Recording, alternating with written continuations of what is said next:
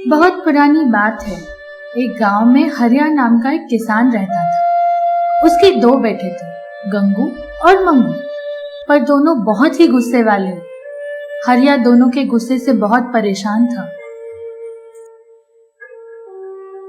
सुनती हो, थोड़ा पीने को पानी ला दो। ये लो जी। सुनो, आज हकीम को दिखाओ। तुम्हारी तबीयत तो दिन पर दिन बिगड़ती जा रही है। हाँ भगवान, अब उम्र हो चली है, कुछ करने की ताकत ही नहीं रहती। जाकर दिखा तो आऊं, पर 2-4 पैसे जो बचे हैं वो भी दवा दारू में चले जाएंगे। अरे पैसे की चिंता न करो, जान है तो जहान है। हाँ, पर कब तक ऐसा चलेगा? गंगू और मंगू तो बिल्कुल काम में हाथ ही नहीं बटाते। फसल बोने का समय आ गया है और खेत तो सारे बिना जोते पड़ी हैं।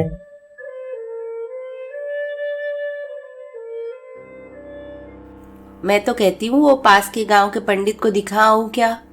कुछ पूजा बोलेंगे तो करा लेंगे। मेरे बच्चे दिल के बुरे नहीं हैं, बस जबान थोड़ी तेज है। तुम ही ने बिगाड़ा है।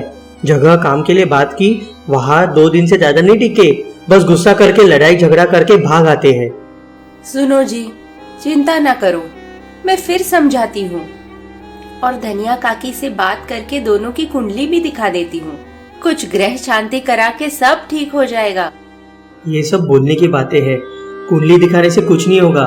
हे भगवान, मैं क्या करूँ? इतने बड़े हो गए हैं पर दोनों को बिल्कुल अपनी जिम्मेदारी नहीं समझ आती। हर बात पे गुस्सा करते रहते हैं, कुछ भी बोलो तो सुनते नहीं है। क्या करूँ भगवान? गंगू और मंगू दोनों आते हैं और बाबा के सामने खड़े हो जाते। अरे माई, क्या बनाया खाने के लिए? जल्दी परोस दो, जोरों से भूख लगी है। बेटा, यहाँ बैठो और मेरी बात ध्यान से सुनो। देखो, अब माँ बाप तुम्हारे बूढ़े हो गए हैं, कुछ हाथ बटाओ। देखो, पूरा खेत बंजर पड़ा है। जब से बीमार हुआ हूँ कुछ नहीं बोया गया। तुम दोनों ही अब आगे बढ़कर काम शुरू करो। देखो पिताजी, कह देता हूँ, मुझे तो किसानी नहीं करनी है। मुझे भी नहीं। माँ, जल्दी खाना खिला दो, मेरा दिमाग बहुत गर्म हो रखा है। वो धनिया काकी का बेटा बंसी, उससे अपनी झड़प हो गई। बोल रहा था कि तुम लोग तो काम करते नहीं हो, अपने बैल हमें दे दो, क्योंकि तुम्हें तो काम करना नहीं है। कम से कम हम तो अपने खेत जोत लेंगे। हाँ बाबा, उसको सबक सिखाना ही पड़ेगा। हम दोनों को निकलना समझता है, उसकी तुम्हें अच्छे से खबर देता हूँ शाम को। अरे मूर्खो, क्या गलत बोला? तुम दोनों कुछ नहीं करते, किसी के काम तो आए ये बैल। क्या जाने, अब इन्हें बेच के ही थोड़े दिन का खर्चा निकल आए। बाबा, बंसी की तो खैर नहीं, तुम देखना, आज धूल नहीं चटाई उसे तो अपना नाम बदल लूंगा। हे भगवान, क्या करूं मैं इन दोनों का?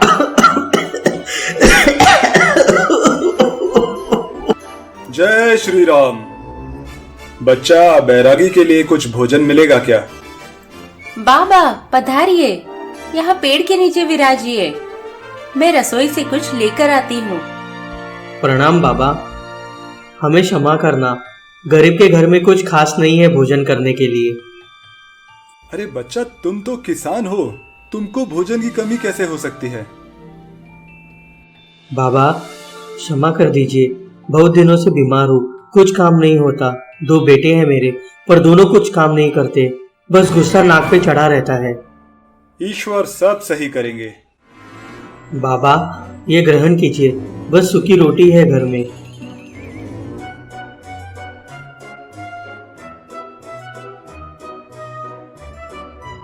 बेटा, मैंने तुम्हारी बातें सुन ली।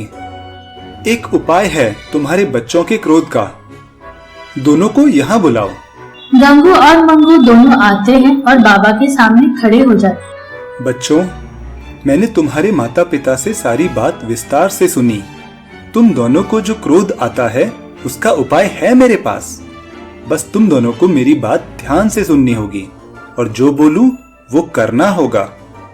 गुरुजी, हम आपकी बात का पालन करेंगे, पर गुस्सा हमारे बस की बात न है। बस दिमाग गर्म हो जाता है, उसके बाद अपने ऊपर काबू ना रहता। कोई बात नहीं, बस अगर गुस्सा आए तो एक दूसरे की मदद करना और जो बोलूं उसका पालन करना। जी गुरुजी, बताइए क्या करना होगा? बच्चों, ये लो, ये पोटली, इसमें कुछ मिट्टी की गोलियां हैं। जब भी तुम्हें गुस्सा आए तो बस किसी से बात किए बिना अपने आंगन के पीछे वाले खेत में जाना। जितना गुस्सा आए तो वो कुदाल उठाना और जमीन खोदना शुरू करना। सारा गुस्सा तुम्हें खेत पे निकालना है, और गुस्सा शांत हो तो एक गोली पोटली से निकाल के मिट्टी में दबा देना। बस समझना कि ये गुस्से की गोलियां हैं और तुम मिट्टी में इनको गाड़ रहे हो। जब सारी गोलियां खत्म हो जाएं तो समझ लेना कि तुम दोनों का गुस्सा भी खत्म हो गया है। जी बाबा जी। और सुनो, सिर्फ एक ही जगह नहीं खोदना, अलग अलग जगह खोदना। और एक भाई को गुस्सा आए और वो अपनी गुस्से की गोली गाड़ दे तो दूसरा भाई उसकी मदद करेगा, उसी जगह गुस्से पे पानी डालाएगा। बस रोज उस पे पानी डालते रहना। जी गुरुजी, हम समझ गए। ठीक है, और मैं तुम दोनों से मिलने फिर आऊंगा। बाबा, आप ही का सहारा है, आपके आने को धन्यवाद। भगवान भला करे। साधु बाबा के जाने के बाद दोनों भाइयों ने बाहर ही वो पोटली एक पेड़ पे लटका दी। शाम को वो बंसी से मिले तो उन्हें खूब गुस्सा आया, पर फिर बाबा की बात याद आई। वो दोनों घर आए और गंगू ने खेत में खोदकर एक गोली गाड़ दी। मंगू ने पानी डाल दिया। अगले 1-2 हफ्ते तक दोनों में एक को भी गुस्सा आता तो वो खेत खोदता और एक गोली गाड़ देता। जल्द ही सारी गोलियां खत्म हो गई। फिर 2 महीने बीत गए। बच्चा, कोई है क्या? अरे बाबा आप, प्रणाम। आइए आइए, बैठिए। बाबा की जय हो। आपका उपाय एकदम काम कर गया। हमने 1-2 हफ्ते में जब भी गुस्सा किया तो एक गोली गाड़ दी, और फिर दूसरे भाई ने पानी डाला रोज गुस्से पे। बाबा 2 हफ्ते में ही सारी गोलियां खत्म हो गई, और फिर हमने देखा कि खेत तो सारा खुद चुका था, और जहाँ जहाँ गोलियां डाली वहाँ वहाँ छोटे छोटे अंकुर आ गए थे। हाँ बाबा, शायद उन गोलियों में बीज था।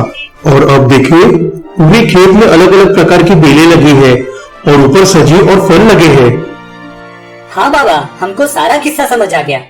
हमने गोलियां खत्म होने पे भी पानी डालना बंद नहीं किया, और देखिए ये सब अब मंडी में बेचने को तैयार हैं। हाँ बच्चों, मैंने तुम्हें बस अपने गुस्से को सही जगह लगाने को बोला। तुमने गुस्से की वजह से अपनी ऊर्जा व्यर्थ करने की जगह खेत में लगा दी, मेहनत में लगा दी, तो उसी का फल तुम्हें मिला है। बाबा प्रणाम, आपकी जय हो। आपने मेरे बच्चों को सुधार दिया। मैं तो बस यहाँ से जा रहा था जब मैंने तुम्हारी और तुम्हारे पति की बात सुनी, और बस गुस्से का उपाय करने आ गया। बाबा की जय हो, बाबा की जय हो। तो ये थी गंगू और मंगू की कहानी। तो बच्चों, क्या आप भी गुस्सा करोगे? अगर गुस्सा आया तो उसे किसी नेक काम में लगाना।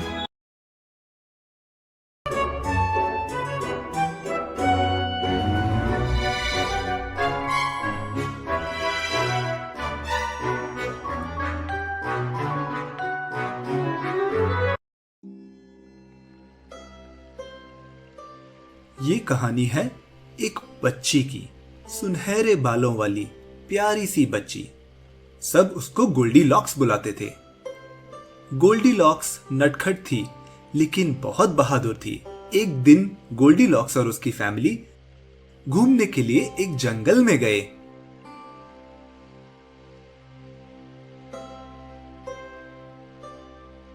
माँ मैं बोर हो रही हूँ, मैं जरा बाहर जाके खेलती हूँ। गोल्डीलॉक्स रुको, अकेले मत जाओ बेटा, मैं भी बस नहा के तुम्हारे साथ चलती हूँ। बाहर खतरा है। लेकिन जैसे ही मम्मी नहाने गई, गोल्डी लॉक्स चुपचाप बाहर निकल गई। वो पहले आसपास खेल रही थी, फिर वहीं से उसको एक नन्हा सा लोमड़ी का बच्चा दिखा। अरे वाह, ये तो एक खरगोश है। इधर आओ प्यारे रैबिट, डरो नहीं। गोल्डी लॉक्स की बात सुन के प्यारा खरगोश, मेरा मतलब लोमड़ी, डर गई और भागने लगी। मुझे हमेशा से खरगोश पालना था। रुको रुको, भागो मत।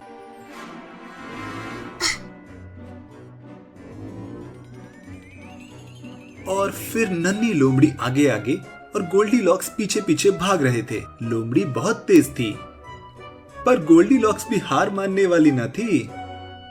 उसने बहुत दूर तक पीछा किया। बहुत दूर तक भागने के बाद एक नदी आई, पर उसका पुल टूटा था। मैं उस शैतान खरगोश को पकड़ के रहूंगी, यही गया होगा। ओह, यहाँ तो नदी है और बहुत गहरी भी लगती है। पुल तो टूटा हुआ है, अब क्या कर सकते हैं? उदास गोल्डीलॉक्स कुछ सोच रही है। अचानक ही उसे कुछ ख्याल आता है। मेरी प्यारी बच्ची, तुम ये कर सकती हो, कभी हार मत मानना। मैं हार नहीं मानूंगी। और गोल्डी भागती है, तेज, बहुत तेज, एक रॉकेट जैसे। या, मैंने कर लिया। ये, अब पकड़ती हूँ उस खरगोश के बच्चे को। नदी के पीछे जंगल बहुत घना था। काफी देर हो गई थी, अंधेरा होने लगा था। गोल्डीलॉक्स जंगल में खो चुकी थी। ये तो भेड़िया की आवाज है। रात हो रही है। मम्मी चिंता कर रही होगी। मुझे घर जाना चाहिए। फिर तभी गोल्डी को किसी जानवर की पूंछ दिखती है। गोल्डी बुशेस के अंदर जंप करती है। ये तो कोई गिलहरी है। उफ, पर ये फुसकी, इतनी बदबू। इश्श।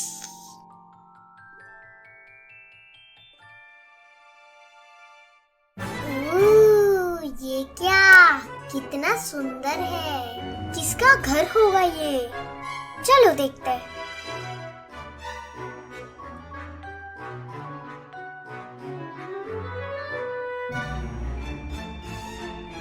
घर पे कोई है? हेलो। वाओ, कितना प्यारा घर है। और वो पोर्ट्रेट्स? जरूर किसी आर्टिस्ट का घर होगा। पर भालू क्यों बनाए हैं? कितनी थक गई हूँ मैं। हेलो, एनीबडी हो? लगता है कोई नहीं है। मुझे तो बहुत नींद आ रही है।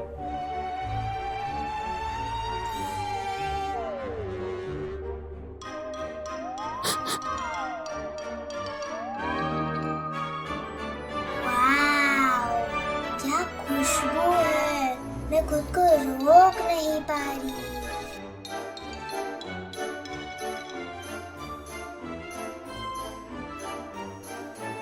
यहाँ से आ रही है खुशबू। ये जो भी है मुझे चाहिए।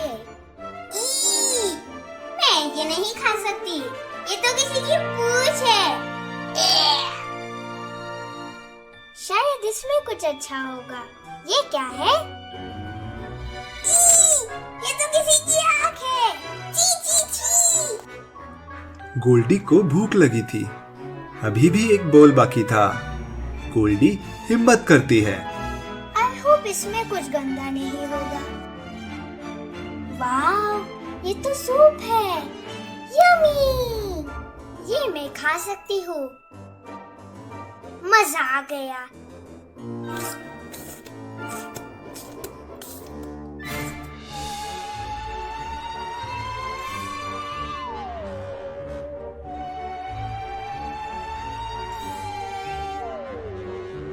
इस कारपेट पे सो जाती हूँ।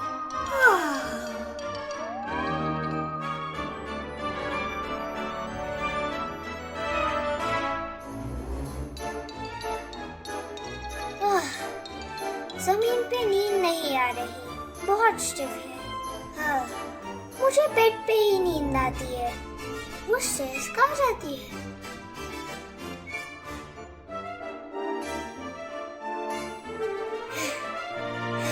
आई विश ऊपर कोई बेड हो। फिर जैसे तैसे ऊपर पहुंचने के बाद गोल्डी ने देखा, एक नहीं, दो नहीं, तीन तीन बेड लगे हैं। उसकी इच्छा पूरी हुई। वाव, कितना बड़ा बेड है। मैं तो इस पे फैल के सो सकती हूँ। मैं यही सोऊंगी। या! यो, ये बेड नहीं है, ये तो पत्थर है। मेरा कंधा दर्द हो रहा है। ये पत्थर के बेड पे कौन सो सकता है? हाय, फिर धीरे धीरे डरती हुई गोल्डी दूसरे बेड पे बैठने गई। उफ, ये बेड नहीं है, ये तो रुई का ढेर है। मैं तो फंस गई। मम्मी मुझे निकालो। जैसे तैसे गोल्डी खुद को संभालती है और रुई के ढेर से बाहर आके तीसरे बेड की तरफ जाती है। अरे वाह, ये नरम है, गद्देदार है और गरम भी है। मैं तो इस पे ही सोऊंगी। कितना कोजी है, मजा आ गया। प्यारी सी गोल्डी उस छोटे से बेड पे सिकुड़ के सो जाती है, गहरी नींद में।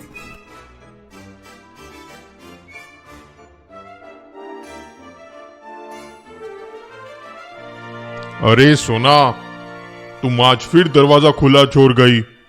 किसी दिन चोर आ गए तब समझेगा। मैं नहीं, तुम आखिरी में आए थे। मैं तो सबसे पहले ही निकली थी और मुझे बोल रहे हो।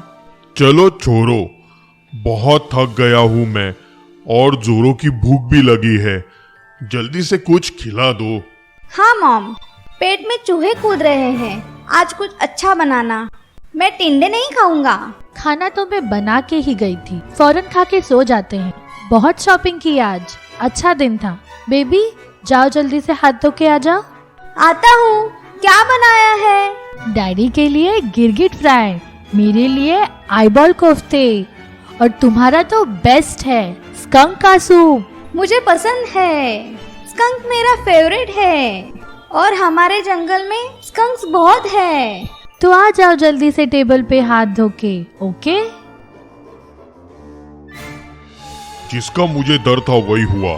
मेरे खाने पे बिल्ली मुंह मार गई, टेबल पे फैला भी गई। पर अभी भी बाकी है, मेरा पेट भर जाएगा।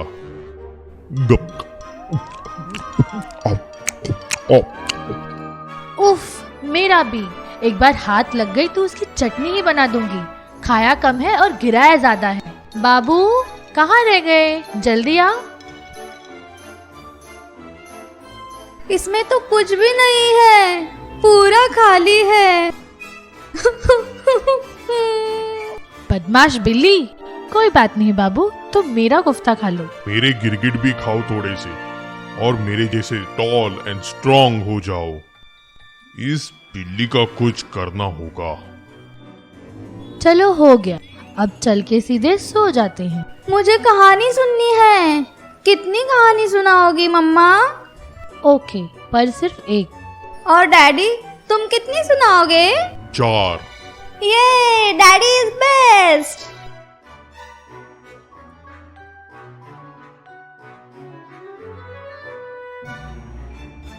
सत्यानाश, मेरी चद्दर कोई खराब कर गया। वही बिल्ली होगी।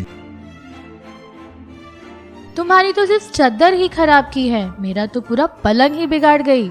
बहुत मेहनत लगेगी इसे बनाने में। हाइला, मेरा बिस्तर। क्या हुआ बाबू, तुम्हारा भी बिगड़ गई? अरे नहीं पापा, मेरे बिस्तर पे तो कोई सोया है। जरूर ये बिल्ली ही होगी, मुझे इसकी पूंछ दिख रही है। लाओ मेरा डंडा लाओ, आज ये बच के नहीं जाएगी। ये शोर क्या है? मम्मी, भागो! लड़की भागो। गोल्डी लॉक्स भागो सुन के समझ गई। वो भागी बहुत तेज, बिना रुके, सीढ़ियों से नीचे, डाइनिंग के बाहर, ट्री हाउस के बाहर, बुश के नीचे, जंगल के थ्रू, नदी के पार, वुड्स से होते हुए, फील्ड के थ्रू, दूर दूर, भालू से बहुत दूर, अपने घर तक भागती रही।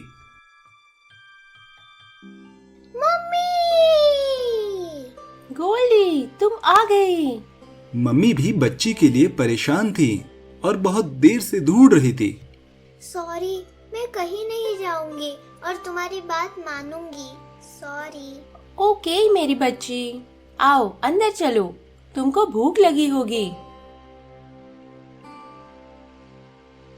फिर गोल्डी ने हमेशा अपनी माँ की बात मानी और कभी रैबिट्स के पीछे दूर जंगल में नहीं गई। एक गुरुकुल में 3 शिष्य पढ़ते थे। उनकी पढ़ाई खत्म हो जाने पर गुरुजी ने उन तीनों को अपने पास बुलाया और कहा, मेरे प्यारे शिष्यों, तुम तीनों की पढ़ाई अब खत्म हो गई है। अब तुम तीनों अपने अपने हिसाब से अपने जीवन का रास्ता बनाओ। हाँ, जाते जाते मैं तुमको ये एक उपहार देना चाहता हूँ। तुम तीनों इसका अपने अंतर्मन के कहे अनुसार प्रयोग करना। और ऐसा कह के गुरुजी ने तीनों को एक एक पोटली दे दी। तीनों ने अपनी अपनी पोटली ली और वहां से चल पड़े। रास्ते में एक पेड़ के नीचे तीनों विश्राम करने बैठे। भाइयों, चलो देखते हैं कि आखिर गुरुजी ने हमें क्या उपहार दिया है। हाँ हाँ, देखते हैं। सब लोग अपनी अपनी पोटली खोलो। हाँ, ये मेरी पोटली। अरे अरे, इसमें तो बस चने के दाने हैं। तुम्हारे पास क्या है आशीष? खोल रहा हूँ। अरे, मेरे पास भी चने ही है। चने मिले हैं। लेकिन माधव तो गुरुजी का प्रिय शिष्य है, उसको जरूर कुछ अच्छा मिला होगा। माधव, खोल अपनी पोटली। अरे नहीं मित्रों, गुरुजी के लिए तुम दोनों भी उतने ही प्रिय हो जितना कि मैं हूँ। देखो, मेरी पोटली में भी चने ही हैं। और फिर तीनों शिष्य अपने अपने घर चले गए। घर पहुंच के ऋषि ने अपनी पोटली खोली और सोचा, ये गुरुजी का उपहार है, इसको मैं संभाल के रखूंगा और रोज सुबह इसके आगे नतमस्तक करके अपने दिन की शुरुआत करूंगा। इस पोटली को भगवान की मूर्ति के साथ ही रख देता हूँ। और वहीं आशीष भी घर जाके अपनी पोटली लेके सोचने लगा, गुरुजी ने आखिर हमें चने क्यों दिए हैं? शायद इन चनों में बहुत शक्ति है। मैं इनको खाऊंगा तो बहुत शक्तिशाली हो जाऊंगा। चलो आज ही इसका नाश्ता किया जाए। और आशीष उन चनों को उबाल के खा गया। यम, स्वादिष्ट है। जय गुरुदेव। और वहीं माधव भी अपने घर में अपनी पोटली लेके विचार कर रहा था। गुरुजी ने आखिर हमें ये चने ही क्यों दिए और कहा कि अपने अंतर्मन के हिसाब से प्रयोग करना। प्रयोग करना हो न हो, इसमें गुरुजी का कोई अभिप्राय जरूर है। आखिर इन चनों का सबसे अच्छा उपयोग क्या होगा? क्यों न मैं किसी तरह से इन चनों को और बढ़ा सकूं। फिर कुछ महीने गुजरते गए। फिर एक दिन गुरुजी ने अपने शिष्यों का हाल जानने के लिए उनके घर गए। पहले आशीष के घर। शिष्य आशीष, तुमने हमारी दी हुई भेंट का कैसे उपयोग किया? गुरुजी, मैंने देखा कि वो चने बहुत ही अच्छे किस्म के हैं और मैंने उनको उबाल के खाया। वो चने वाकई चमत्कारी थे और 3 दिन तक मुझे अपने शरीर में ऊर्जा महसूस हुई। ठीक है, शाबाश आशीष।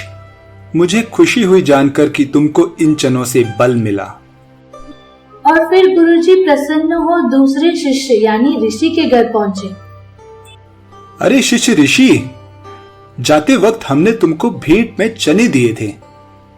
आशीष ने अपने चने उबाल के खा लिए। तुम बताओ कि तुमने अपने चनों का कैसे उपयोग किया? क्या? उबाल के खा गया? गुरुजी, मैं जब घर आया तो मैंने चनों का निरीक्षण किया। मैं समझ गया कि ये कोई साधारण चने नहीं है, तो मैंने वो चने की पोटली वैसे के वैसे अपने मंदिर में स्थापित कर दी। अब मैं रोज इनकी पूजा करके अपने दिन की शुरुआत करता हूँ। ये मेरे गुरु का आशीर्वाद है और इससे मेरा दिन बहुत अच्छा जाता है। अरे वाह, शाबाश ऋषि। मुझको खुशी है कि मेरी दी हुई भेंट तुम्हारे लिए प्रेरणा का स्रोत बनी। गुरुजी, आपके आशीर्वाद से मैं धन्य हुआ। बस कुछ दिनों से उनमें कीड़े लग गए हैं और बाज भी आने लगी है, तो उसका कुछ उपाय बताइए। अरे बस करो, उन चनों का कार्य अब खत्म हो गया है।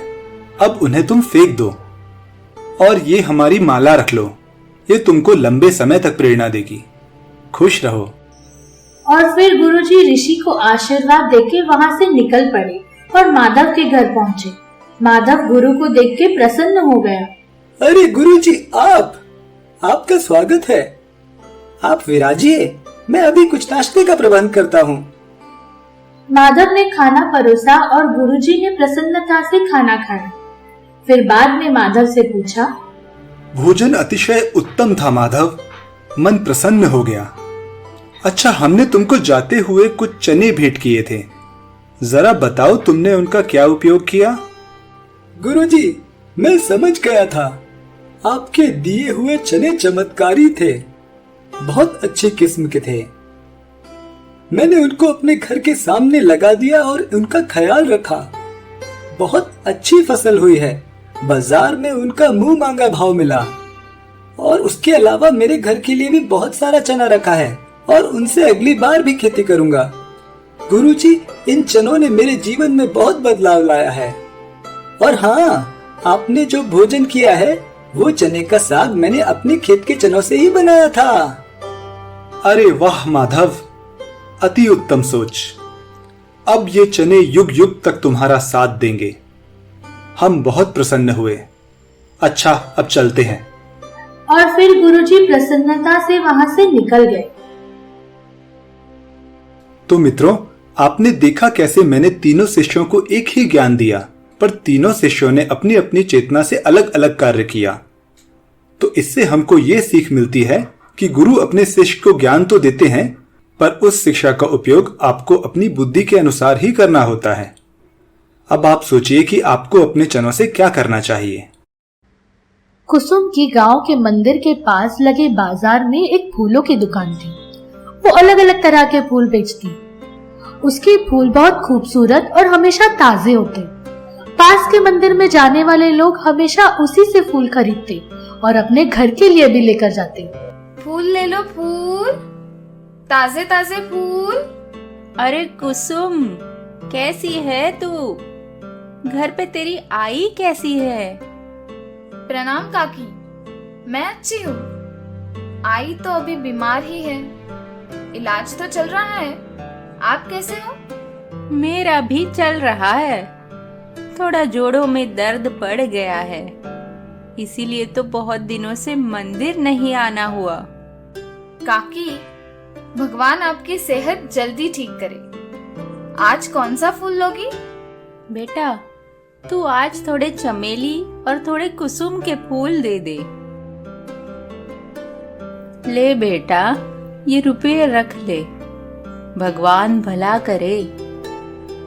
रहने दो काकी, कितने दिनों के बाद तो ले रही हो। अरे सुमन, कैसी है? अच्छी हूँ मौसी, सब बढ़िया है। हाँ, बस मंदिर जा रही हूँ। कुसुम से फूल लेने रुकी थी। हाँ मौसी, सबको उसी के फूल पसंद आते हैं। बड़ी मेहनत करती है ये लड़की। हाँ सुमन, छोटी ही थी जब उसके बाबा गुजर गए।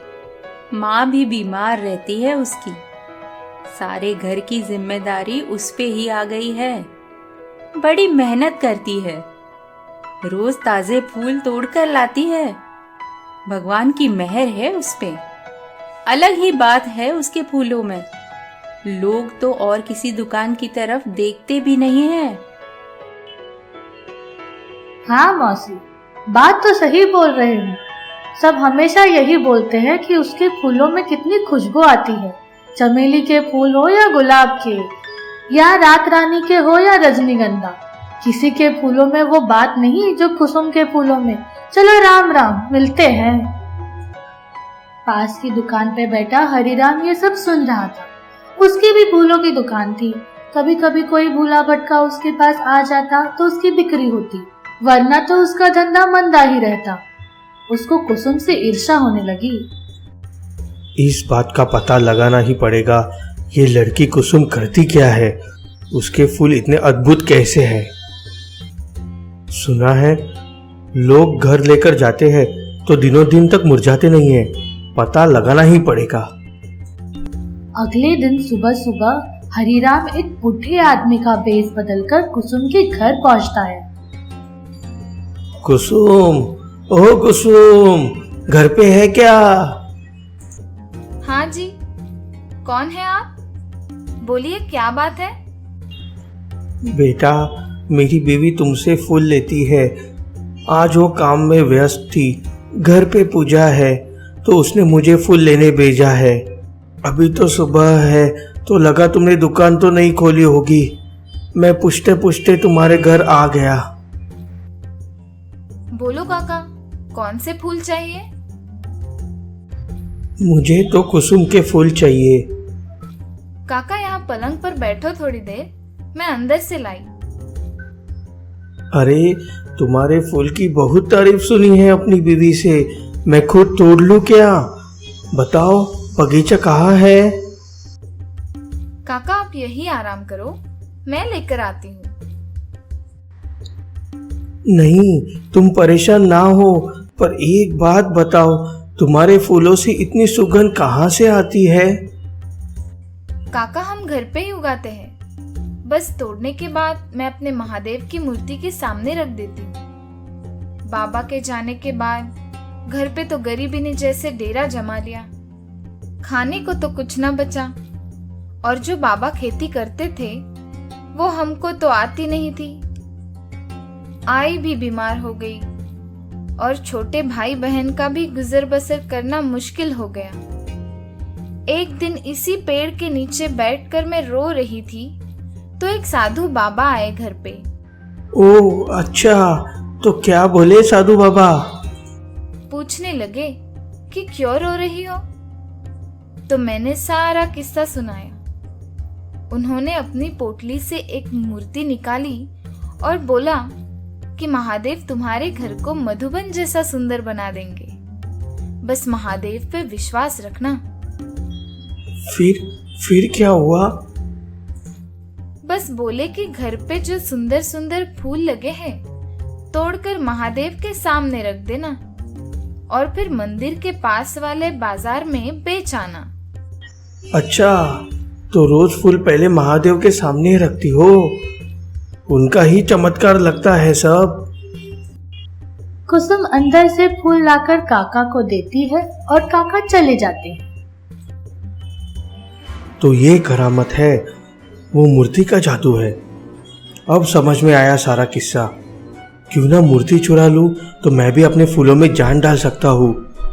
कहीं और जाकर भी फूल बेचूंगा तो मुनाफा ही होगा। बिना देर किए हरिराम रास्ते में छुपकर कुसुम के घर से निकलने का इंतजार करने लगा। पहले उसके भाई बहन निकले और फिर कुसुम भी फूलों की टोकरी लेकर चली गई। हरिराम को अच्छा मौका मिला। हरिराम चुपके से घर के अंदर जाता है और मंदिर का स्थान ढूंढता है। वहां रखी उसको महादेव की मूर्ति दिखती है। वो चुपके से उसको उठाकर अपने बैग में छुपा के वहां से निकल लेता है। वाह, ये तो बढ़िया काम हो गया। अब देखते हैं कुसुम कैसे जादू करती है फूल में। अगले दिन हरिराम घर के अपने बगीचे से फूल तोड़कर महादेव की मूर्ति के सामने रखता है। कुछ नहीं होता है। ये तो कुछ नहीं हुआ। महादेव, मेरे फूलों में भी जादू डाल दो। अरे, अभी भी कुछ नहीं हुआ। सब ढोंग है। जरूर कुसुम ने गलत बताया है। कुसुम घर लौटती है और मंदिर से मूर्ति गायब पाती है। हे भगवान, ये मेरे महादेव कहाँ चले गए? कौन ले गया? अब कुसुम ने फूल बेचना बंद कर दिया। घर की हालत फिर खराब होने लगी। भिक्षांदेहि, भिक्षांदेहि। अरे बच्चा सुनो, कोई घर पे है क्या? अरे बाबा आप, प्रणाम। अरे बच्चा क्या हुआ? तुम इतनी उदास क्यों बैठी हो? बाबा, आपकी कृपा से सब अच्छा चल रहा था, पर एक सप्ताह पहले आपने जो महादेव की मूर्ति दी थी वो चोरी हो गई। बस तब से मेरा फूलों का काम बंद हो गया। फिर से खाने के लाले पड़ गए। पर बच्चा, तुमने फूल उगाने तो बंद नहीं किए ना? नहीं बाबा, सारे पेड़ों पर ही लगे हैं, मैंने तोड़े ही नहीं। महादेव ही नहीं तो कौन मेरे फूलों को आशीर्वाद देगा? कौन उनमें जान डालेगा? तो ये बात है बच्चा। पर बच्चा, तुमने मेरी एक बात याद नहीं रखी। कौन सी बाबा? वही कि महादेव पे विश्वास रखना। तुमने महादेव पे विश्वास रखने की बजाय मूर्ति में विश्वास रखा। तुम बस अगर सच्चे मन से महादेव को याद करती तो वो तुम्हारी मदद के लिए अवश्य आते। ओ हाँ बाबा, तो क्या मैं अगर बस महादेव से प्रार्थना करती तो भी वो मेरे फूलों को आशीर्वाद देते? हाँ हाँ, क्यों नहीं।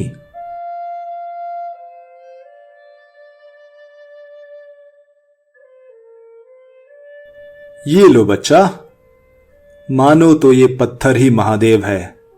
बस अपने पूरे विश्वास से प्रार्थना करना। सही बोला बाबा आपने, विश्वास महादेव पे होना चाहिए। बाबा की जय हो, महादेव की जय हो। कुसुम फिर पहले की तरह अपने महादेव की पूजा करती और अपने फूलों में अद्भुत खुशबू और ताजगी डाल देती। सच ही बात है, विश्वास तो हमें भगवान में रखना चाहिए। उनकी मूर्ति तो बस एक निमित्त मात्र है।